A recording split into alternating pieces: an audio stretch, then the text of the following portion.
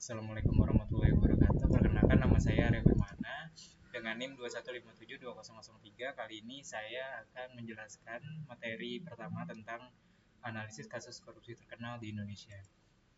Yang pertama, korupsi di Indonesia. Korupsi telah menjadi salah satu masalah terbesar yang dihadapi Indonesia sejak lama. Praktik ini tidak hanya terjadi di level bawah, tetapi juga merambah ke pejabat tinggi negara, merugikan ekonomi dan kepercayaan publik. Dalam presentasi ini saya akan membahas beberapa kasus korupsi terkenal di Indonesia yang mempengaruhi berbagai sektor. Yang pertama ada kasus korupsi BLBI atau Bantuan Likuiditas Bank Indonesia. Kasus BLBI adalah salah satu skandal keuangan terbesar di Indonesia yang terjadi pada krisis moneter tahun 98. BLBI adalah program bantuan keuangan yang diluncurkan oleh Bank Indonesia kepada perbankan yang terdapat krisis. Namun, dana tersebut disalahgunakan oleh banyak penerima, menyebabkan kerugian negara yang mencapai ratusan triliun rupiah. Beberapa tokoh penting terlibat dalam kasus ini, termasuk sejumlah bankir dan pejabat tinggi. Dampak kasus ini memberikan dampak yang signifikan pada ekonomi nasional, terutama dalam memperpanjang krisis ekonomi. Di sisi hukum, kasus ini masih berlangsung bertahun-tahun setelahnya, dan banyak pihak yang belum dimintai pertanggungjawaban secara penuh. KPK terus melakukan penyelidikan terkait kasus ini. Berikutnya ada korupsi IKTP. Korupsi dalam proyek IKTP adalah salah satu skandal terbesar yang melibatkan penyalahgunaan anggaran negara. Proyek yang dimaksudkan untuk memberikan identitas elektronik kepada seluruh rakyat Indonesia terhenti karena dana proyek ini dikorupsi oleh berbagai pihak, termasuk pejabat tinggi di pemerintahan. Diperkirakan lebih dari 2 triliun rupiah diselewengkan pada proyek ini. Aktor utama dalam kasus ini tentu anggota DPR, pejabat pemerintah, dan pengusaha. Salah satu nama yang terkenal dalam kasus ini adalah mantan ketua DPR, yaitu Setia Novanto, yang akhirnya dipenjara atas perannya dalam skandal ini. Kasus ini juga mengungkap jaringan korupsi yang meluas dalam sistem politik dan birokrasi Indonesia. Berikutnya ada kasus Bank Senturi pada tahun 2008 yang melibatkan pemberian dana talangan atau bailout. Dana bailout ini diberikan dalam rangka menjaga stabilitas sistem perbankan nasional selama krisis global. Namun banyak pihak menduga adanya penyalahgunaan dana pada kasus ini. Penggeluman dana talangan yang merugikan negara hingga 6,7 triliun.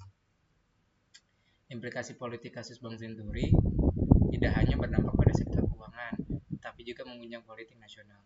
Banyak pihak yang menuding adanya konflik kepentingan dan konspirasi politik di balik keputusan bailout tersebut. Hal ini menimbulkan berbagai spekulasi dalam mempengaruhi stabilitas politik pada masa itu. Berikutnya ada kasus proyek Hambalang. Kasus Hambalang melibatkan korupsi dalam proyek pembangunan pusat nasional Hambalang di Sentul, Bogor. Proyek ini awalnya direncanakan sebagai pusat pelatihan nasional untuk atlet, tetapi terhenti karena adanya penyalahgunaan dana dan penggelembungan anggaran. Beberapa tokoh politik terkemuka seperti mantan Ketua Umum Partai Demokrat, Anas Urbaningrum terseret dalam kasus ini. Dampak sosial dan ekonomi yang disebabkan oleh kasus Hambalang adalah tentu kerugian negara yang besar dan kekecewaan masyarakat atas pembangunan infrastruktur yang tidak selesai.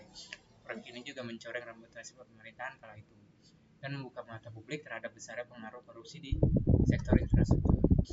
Berikutnya ada kasus Joko Chandra dan suap penegak hukum. Joko Chandra, seorang buron yang terlibat dalam kasus korupsi, kembali menjadi sorotan pada tahun 2020 setelah berhasil melarikan diri dari proses hukum selama bertahun-tahun. Kasus ini mengungkap praktik suap kepada pejabat penegak hukum, termasuk polisi dan jaksa, untuk melindungi Joko Chandra dari penangkapan. Joko Chandra menunjukkan lemahnya penegakan hukum di Indonesia, terutama dalam menangani kasus korupsi yang melibatkan aktor-aktor besar. Hal ini memperlihatkan perlunya reformasi dalam sistem hukum dan peradilan untuk mencegah korupsi lebih lanjut. Upaya pemberantasan korupsi oleh KPK. KPK sendiri dibentuk pada tahun 2002 sebagai upaya pemerintah untuk memberantas korupsi yang semakin merajalela. Dalam menjalankan tugasnya, KPK telah berhasil menangani kasus-kasus besar yang menjerat pejabat tinggi maupun kasus-kasus biasa. Meskipun masih menghadapi banyak tantangan, terutama dari aspek politik. Tantangan dan solusi dalam pemberantasan korupsi tentu masih ditangani oleh KPK. Namun KPK telah menunjukkan prestasi dalam pemberantasan korupsi. Banyak tantangan masih dihadapi, dari resistensi politik hingga sistem hukum yang masih lemah. Korupsi masih menjadi masalah serius untuk itu. Maka dari itu perlu adanya dukungan politik yang kuat, penegak hukum yang tegas, dan peran serta masyarakat dalam memantau dan melakukan tindakan korupsi. Kesimpulannya adalah korupsi telah merusak berbagai sektor di Indonesia, mulai dari ekonomi hingga politik. Meskipun ada upaya keras dari KPK dan lembaga lainnya untuk menanggulangi korupsi, masalah ini masih menjadi tantangan terbesar bagi bangsa. Dengan reformasi yang tepat dan partisipasi publik, korupsi bisa ditekan dan diatasi secara bertahap. Sekian dari saya. Wassalamualaikum warahmatullahi wabarakatuh.